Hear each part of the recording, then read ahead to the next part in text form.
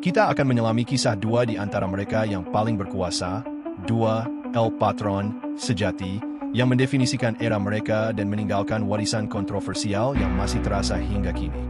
Bersiaplah untuk mengenal lebih dalam. Siapa di antara mereka yang benar-benar pantas disebut sebagai gembong narkoba paling berpengaruh di dunia? Nama lengkapnya adalah Pablo Emilio Escobar Gaviria, namun di seluruh dunia, ia dikenal dengan julukan yang menakutkan dan mengagumkan, El Patron atau King of Cocaine. Lahir di Rio Negro, Kolombia, pada tahun 1949, Pablo Escobar tumbuh di lingkungan pedesaan yang sederhana. Ayahnya seorang petani dan ibunya seorang guru sekolah. Namun, ambisi Pablo jauh melampaui kehidupan sederhana tersebut. Pada usia sekitar 20-an awal, ia memulai karir kriminalnya bukan dari narkoba, melainkan dari kejahatan kecil seperti pencurian mobil dan penyelundupan barang ilegal.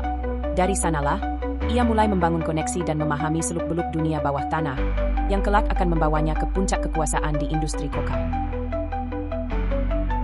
Dari akarnya yang sederhana, Escobar dengan cepat membangun kerajaan yang tak tertandingi.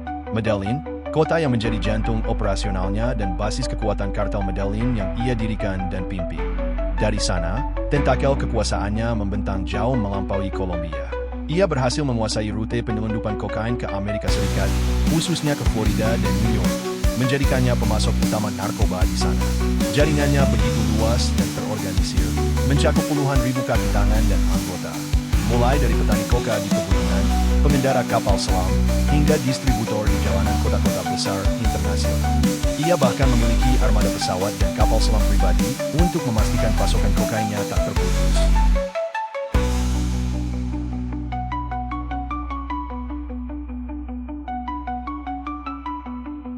Metode Escobar dalam mengoperasikan bisnis narkobanya sangat brutal sekaligus inovatif.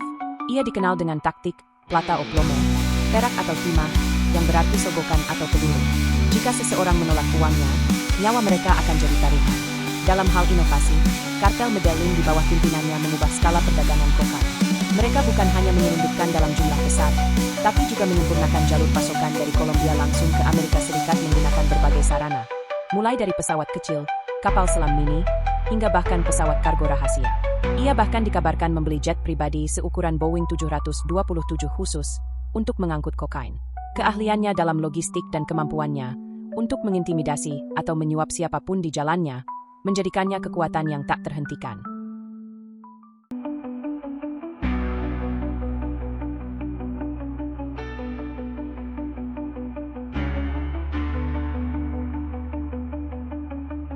Sepanjang era 1980-an, yang merupakan tahun-tahun kejayaannya, kekuasaan Pablo Escobar nyaris tak terbatas. Ia bukan sekedar gembong narkoba, melainkan penguasa de facto yang bisa menantang negara. Kartel Medellin mengendalikan sebagian besar perdagangan kokain dunia, dengan pendapatan harian yang diperkirakan mencapai 60 juta dolar, atau lebih dari 20 miliar dolar setahun. Escobar menjadi salah satu orang terkaya di dunia, bahkan pernah masuk dalam daftar miliarder Forbes. Uang tunai miliknya begitu melimpah ruah hingga ia harus menyimpannya di gudang, bahkan menguburnya di berbagai lokasi tersembunyi. Ia membangun properti mewah seperti Hacienda Napoles, lengkap dengan kebun binatang pribadi, lapangan sepak bola, dan landasan pacu.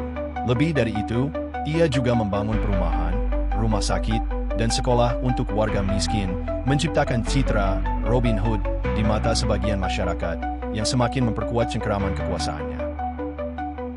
Dampak Pablo Escobar terhadap Kolombia dan dunia sangatlah kompleks dan menghancurkan. Di satu sisi, ia adalah arsitek dari teror dan kekerasan yang tak terbayangkan. Ia bertanggung jawab atas ribuan pembunuhan, termasuk hakim, jaksa, polisi, politisi, dan warga sipil tak bersalah dalam perang brutalnya melawan negara. Ia mendefinisikan era narkoterorisme, di mana kekerasan digunakan sebagai alat politik. Namun, di sisi lain, warisannya juga mencakup sisi kontradiktif. Ia dipuja oleh sebagian masyarakat miskin karena kedermawanannya, yang membangun citra Robin Hood modern. Kontradiksi ini menciptakan luka mendalam di masyarakat Kolombia yang masih terasa hingga kini, dan metodenya membentuk pola operasi kartel narkoba global selama beberapa dekade.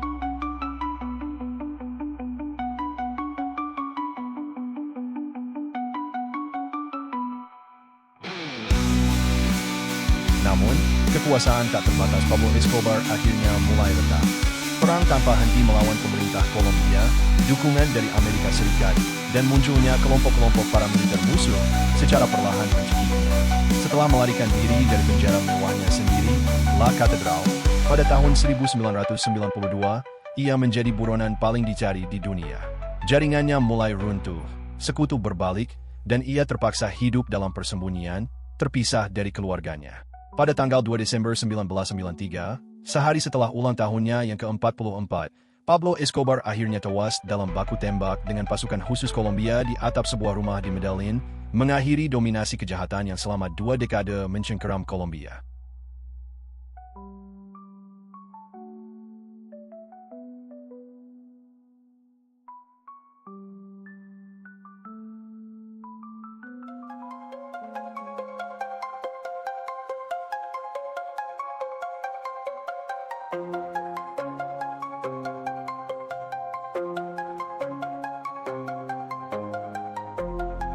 Joaquin Archibaldo Guzman Loera.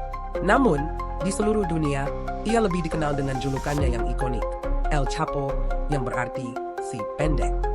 Julukan ini merujuk pada tinggi badannya yang hanya sekitar 168 cm, sebuah kontras ironis dengan jejak kekuasaan dan pengaruh raksasa yang ia tinggalkan di dunia kejahatan terorganisir. Lahir pada tahun 1957 di La Tuna, sebuah desa terpencil di Badiraguato, Sinaloa, Meksiko. El Chapo berasal dari kemiskinan ekstrim di wilayah pegunungan yang tandus. Keluarganya menanam opium untuk bertahan hidup, memberinya paparan awal terhadap industri narkoba.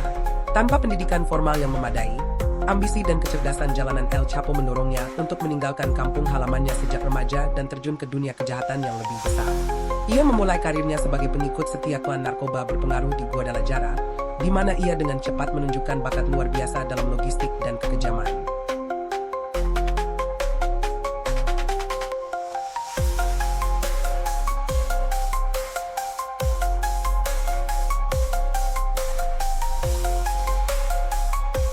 Dari seorang pengikut, El Chapo bangkit menjadi pemimpin tak terbantahkan dari kartel Sinaloa, organisasi kriminal paling kuat di dunia. Meskipun berbasis di negara bagian Sinaloa, Meksiko, tentakel kekuasaannya menyebar jauh melampaui perbatasan. Kartel Sinaloa menguasai sebagian besar rute penyelundupan narkoba ke Amerika Serikat, khususnya melalui koridor perbatasan yang sangat vital. Jaringan mereka sangat canggih dan global, menjangkau puluhan negara di Amerika, Eropa, Asia, dan Australia. El Chapo membangun infrastruktur penyelundupan yang legendaris, termasuk terowongan bawah tanah yang rumit di bawah perbatasan AS Meksiko, menggunakan pesawat, kapal, hingga bahkan kereta api, memastikan arus narkoba terutama kokain, marijuana, dan metamfetamin tak pernah terhenti ke pasar global.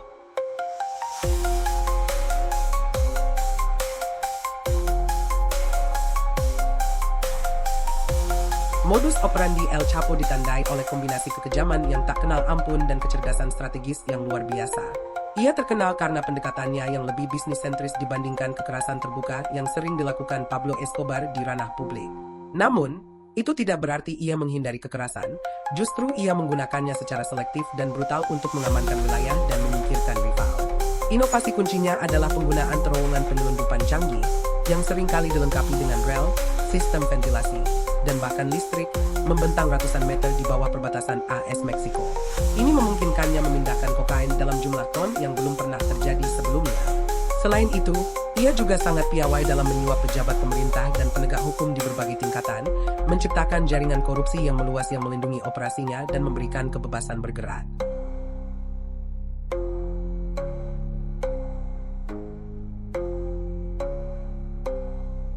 Pada puncaknya di awal abad ke-21, terutama setelah kejatuhan kartel-kartel rival, kekuasaan El Chapo sebagai pemimpin kartel Sinaloa tak terbantahkan. Ia diperkirakan mengendalikan lebih dari 25% perdagangan narkoba ilegal dari Meksiko ke Amerika Serikat dan bahkan meluas ke seluruh dunia. Kekayaannya ditaksir mencapai lebih dari 14 miliar dolar, menempatkannya di daftar miliarder Forbes selama beberapa tahun berturut-turut, sebuah pengakuan langka bagi seorang kriminal. Ia memiliki properti mewah yang tak terhitung jumlahnya, armada kendaraan lapis baja, jet pribadi, dan jaringan komunikasi satelit canggih yang memungkinkannya mengelola kerajaan narkobanya dari persembunyian di pegunungan terpencil. Statusnya sebagai buronan paling dicari di dunia, bahkan melebihi Osama bin Laden pada masa itu, semakin memperkuat mitos kekuasaannya.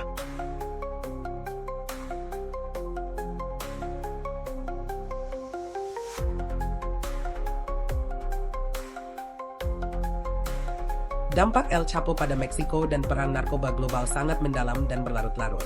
Ia dikenal karena memimpin kartel Sinaloa dengan tingkat kekerasan yang mengerikan, memicu gelombang perang kartel yang menyebabkan puluhan ribu kematian dan hilangnya orang. Di bawah kepemimpinannya, kartel Sinaloa menjadi organisasi kejahatan transnasional yang paling dominan, menginspirasi struktur dan metode kelompok kriminal lainnya di seluruh dunia. Warisannya juga mencakup korupsi sistemik yang ia tanamkan dalam struktur pemerintahan dan keamanan Meksiko, yang memperumit upaya untuk memberantas perdagangan narkoba.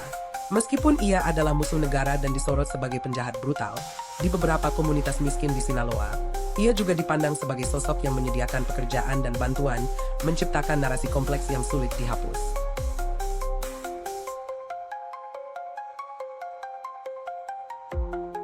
Berbeda dengan Escobar yang hanya sekali lolos dari penjara, kisah kejatuhan El Chapo diwarnai dengan penangkapan dan pelarian yang dramatis, menjadikannya legenda hidup di dunia kriminal.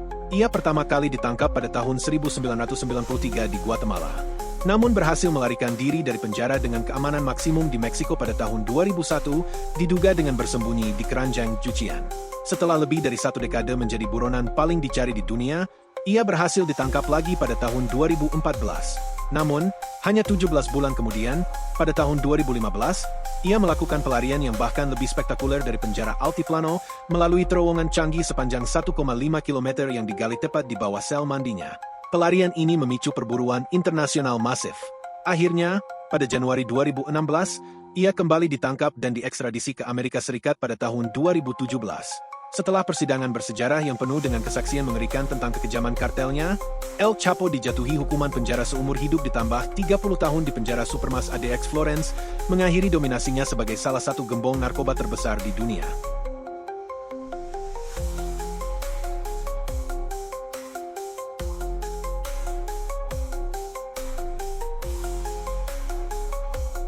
Setelah menyelami kisah luar biasa Pablo Escobar dan El Chapo, jelas terlihat bahwa keduanya adalah arsitek kerajaan kriminal yang tak terbayangkan. Namun, ada perbedaan mencolok yang membentuk warisan dan dampak mereka, yang mungkin bisa menjawab pertanyaan siapa yang sebenarnya lebih berpengaruh. Jadi, siapa yang sesungguhnya pantas menyandang gelar gembong narkoba paling berpengaruh dan berkuasa dalam sejarah? Pablo Escobar adalah seorang pionir, raja kokain yang secara langsung menantang negara, menciptakan era baru, narkoterorisme, dan mendefinisikan bagaimana seorang kriminal bisa membangun imperium kekuatan dan kekayaan yang tak terbayangkan. Ia adalah simbol kekerasan brutal dan dominasi absolut di wilayahnya. El Chapo Guzman, di sisi lain, merepresentasikan evolusi kejahatan terorganisir. Ia adalah ahli strategi logistik yang brilian, membangun jaringan global yang lebih tersembunyi namun jauh lebih luas, dan menunjukkan ketahanan luar biasa terhadap penegakan hukum. Ia adalah CEO dari kartel modern yang kekuasaannya berakar pada korupsi sistemik dan efisiensi operasional. Pada akhirnya, baik Escobar maupun El Chapo telah meninggalkan jejak kehancuran dan kontroversi yang mendalam. Keduanya membentuk ulang tatanan kriminal global, menunjukkan bagaimana ambisi, kecerdasan, dan kekejaman dapat membentuk takdir individu bahkan negara. Kisah-kisah mereka berfungsi sebagai pengingat akan sisi gelap ambisi dan kekuatan korupsi yang tak terbatas, sebuah warisan kelam yang akan terus diperdebatkan dalam sejarah.